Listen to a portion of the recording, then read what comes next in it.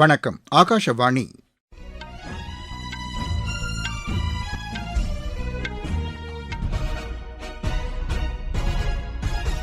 செய்திகள் வாசிப்பவர் ரெங்கநாதன். தலைப்புச் செய்திகள். நாட்டு நலனை மட்டுமே கருத்தில் கொண்டு நமது இளையோர் துணிச்சல் மற்றும் உறுதிப்பாட்டுடன் செயல்பட்டு வருவதாக பிரதமர் திரு நரேந்திர மோடி கூறியுள்ளார். நாடாளுமன்றத்தில் எதிர்க்கட்சிகளின் இன்றைய செயல்பாடுகள் ஏற்புடையதல்ல என்று மத்திய அமைச்சர் திரு கிரண் ரிஜிஜூ தெரிவித்துள்ளார். தமிழகத்தில் உழவர் உற்பத்தி குழுக்களை வலுப்படுத்துவதற்காக உயர்நிலை குழு ஒன்றை மத்திய அரசு ஏற்படுத்தியுள்ளது. பாகிஸ்தானில் மின்னணு குற்றங்கள் தடை சட்டத்திற்கு எதிரான போராட்டங்கள் தீவிரமடைந்துள்ளன. டுவெண்டி கிரிக்கெட் போட்டிகளுக்கான சர்வதேச தரவரிசை பட்டியலின் பேட்டிங் பிரிவில் இந்தியாவின் அபிஷேக் சர்மா தொடர்ந்து முதலிடத்தில் நீடிக்கிறார். இனி விரிவான செய்திகள்.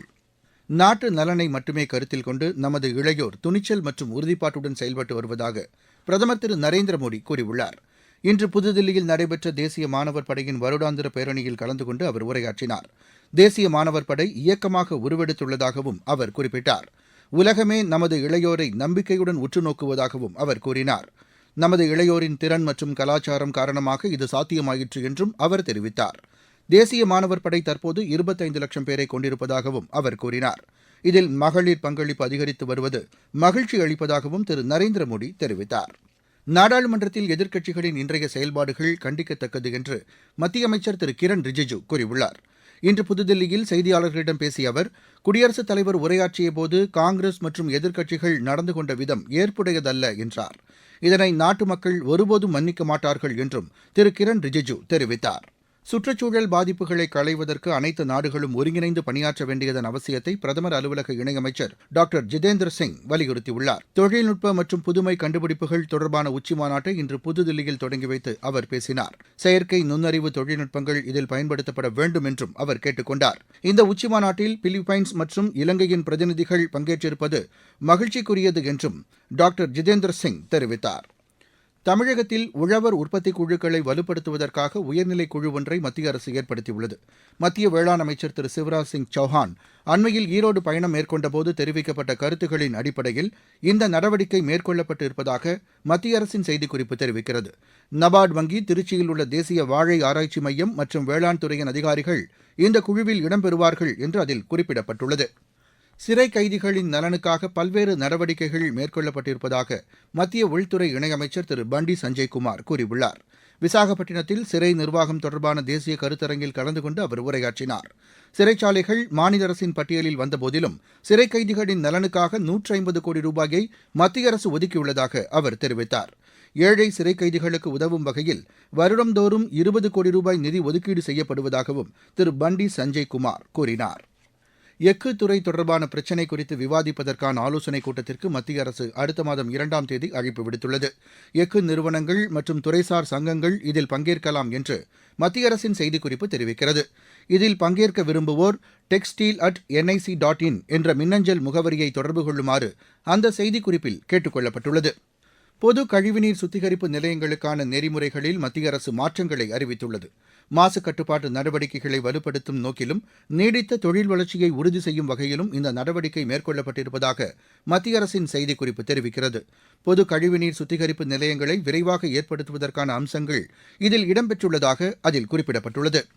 நீங்கள் கேட்டுக்கொண்டிருப்பது ஆகாஷவாணியின் செய்தி அறிக்கை. வளர்ச்சிக்கான புதிய அத்தியாயம். வளர்ச்சியடைந்த இந்தியாவிற்கான ஊரக வேலைவாய்ப்பு உறுதி மற்றும் வாழ்வாதார சட்டம். இந்த சட்டம் வருடத்திற்கு 125 நாட்கள் வேலையை உறுதி செய்கிறது. இதில் வாரந்தோறும் ஊதியம் வழங்கப்படுவது கட்டாயமாக்கப்பட்டுள்ளது. பணி முடிந்த 15 நாட்களுக்குள் ஊதியம் வழங்குவதை உறுதி செய்வதற்கான அம்சங்களும் இதில் இடம்பெற்றுள்ளன. ஊதியம் காலதாமதமாக வழங்கப்பட்டால் அதற்கான இழப்பீட்டுத் தொகைக்கும் இதில் வகை செய்யப்பட்டுள்ளது. வளர்ச்சியடைந்த இந்தியாவிற்கான பயணத்தில் மோடி அரசு தொடரும் சீர்திருத்த நடவடிக்கைகள். மகாராஷ்டிர துணை முதலமைச்சர் அஜித் பவார் விமான விபத்தில் உயிரிழந்த சம்பவத்திற்கு மோசமான வானிலையே காரணம் என்று முதல்கட்ட விசாரணையில் தெரியவந்துள்ளதாக சிவில் விமான போக்குவரத்துத்துறை அமைச்சர் திரு ராம்மோகன் நாயுடு கூறியுள்ளார்.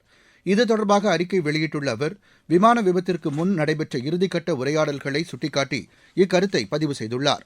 மோசமான வானிலை நிலவும் போது விமானத்தை தரையிறக்கியதே விபத்துக்கு காரணம் என்றும் அமைச்சர் தெரிவித்துள்ளார்.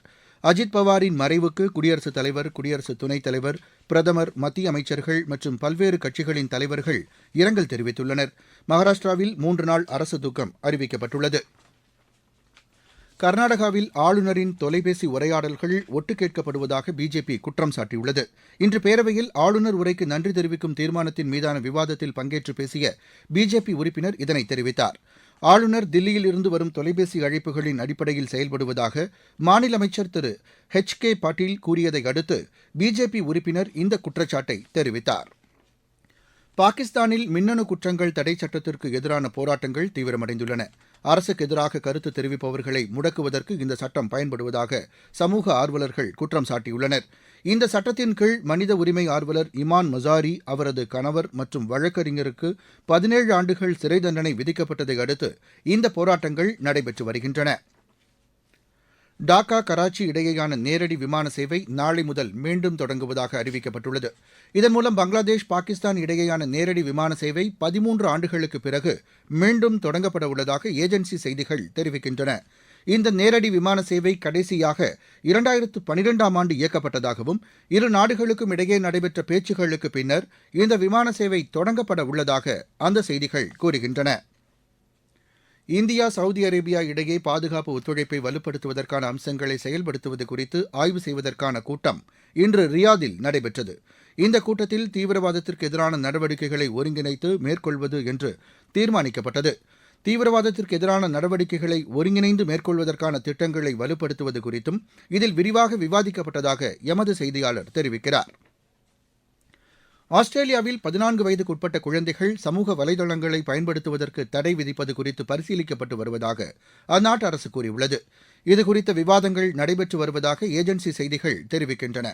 ஆளும் கூட்டணியில் இடம்பெற்றுள்ள கட்சிகள் இதற்கு ஆதரவு தெரிவித்த போதும் எப்போது செயல்படுத்துவது என்பதில் கருத்து வேறுபாடுகள் ஏற்பட்டிருப்பதாக அந்த செய்திகள் மேலும் கூறுகின்றன. 2020 கிரிக்கெட் போட்டிகளுக்கான சர்வதேச தரவரிசை பட்டியலின் பேட்டிங் பிரிவில் இந்தியாவின் அபிஷேக் சர்மா தொடர்ந்து முதலிடத்தில் நீடிக்கிறார். சூரியகுமார் யாதவ் 7வது இடத்திற்கு முன்னேறியுள்ளார். இந்தியா, நியூசிலாந்து இடையேயான 4வது 2020 கிரிக்கெட் போட்டி சற்று முன் தொடங்கியது.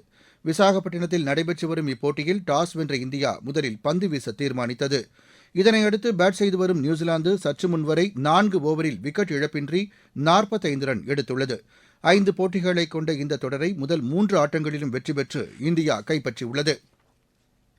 தாய்லாந்து மாஸ்டர்ஸ் பேட்மிண்டன் போட்டியில் இந்தியாவின் கிரண் ஜார்ஜ் காலிறுதிக்கு முந்தைய சுற்றுக்கு முன்னேறியுள்ளார். ஆடவர் ஒற்றையர் பிரிவு முதல் சுற்று ஆட்டத்தில் அவர் 21-15, 21-9 என்ற செட் கணக்கில் மலேசியாவின் ஷோலஸ் அடிலை வென்றார். மகளிர் ஒற்றையர் பிரிவில் அன்மால் கார்பும் காலிறுதிக்கு முந்தைய சுற்றுக்கு முன்னேறியுள்ளார். ஐக்கிய அரபு எமிரேட் நடைபெற்று வரும் சர்வதேச மகளிர் டென்னிஸ் போட்டியில் இந்தியாவின் ருத்துஜா போஸ்லே, சீனாவின் உஷுவாங் ஷெங் இணை காலிறுதிக்கு முன்னேறியுள்ளது. மகளிர் இரட்டையர் பிரிவு முதல் சுற்று ஆட்டத்தில் இந்த இணை 6-4, 6-3 என்ற செட் கணக்கில் இந்தியாவின் வசந்தி ஷிண்டே, ரொமேனியாவின் பிரியானா சாபோ இணையை வென்றது. உலக டேபிள் டென்னிஸ் குழு சாம்பியன் போட்டிக்கான அட்டவணை வெளியிடப்பட்டுள்ளது. இப்போட்டி லண்டனில் வரும் திங்கட்கிழமை தொடங்குகிறது. நெதர்லாந்தில் நடைபெற்று வரும் சர்வதேச செஸ் போட்டியின் 9வது சுற்றில் இந்தியாவின் பிரக்ஞானந்தா அர்ஜுன் எரிகேசியை வென்றார். மீண்டும் தலைப்புச் செய்திகள். நாட்டு நலனை மட்டுமே கருத்தில் கொண்டு நமது இளையோர் துணிச்சல் மற்றும் உறுதிப்பாட்டுடன் செயல்பட்டு வருவதாக பிரதமர் திரு நரேந்திர மோடி கூறியுள்ளார். நாடாளுமன்றத்தில் எதிர்க்கட்சிகளின் இன்றைய செயல்பாடுகள் ஏற்புடையதல்ல என்று மத்திய அமைச்சர் திரு கிரண் ரிஜிஜு தெரிவித்துள்ளார். தமிழகத்தில் உழவர் உற்பத்தி குழுக்களை வலுப்படுத்துவதற்காக உயர்நிலை குழு ஒன்றை மத்திய அரசு ஏற்படுத்தியுள்ளது. பாகிஸ்தானில் மின்னணு குற்றங்கள் தடை சட்டத்திற்கு எதிரான போராட்டங்கள் தீவிரமடைந்துள்ளன. 2020 கிரிக்கெட் போட்டிகளுக்கான சர்வதேச தரவரிசை பட்டியலின் பேட்டிங் பிரிவில் இந்தியாவின் அபிஷேக் சர்மா தொடர்ந்து முதலிடத்தில் நீடிக்கிறார்.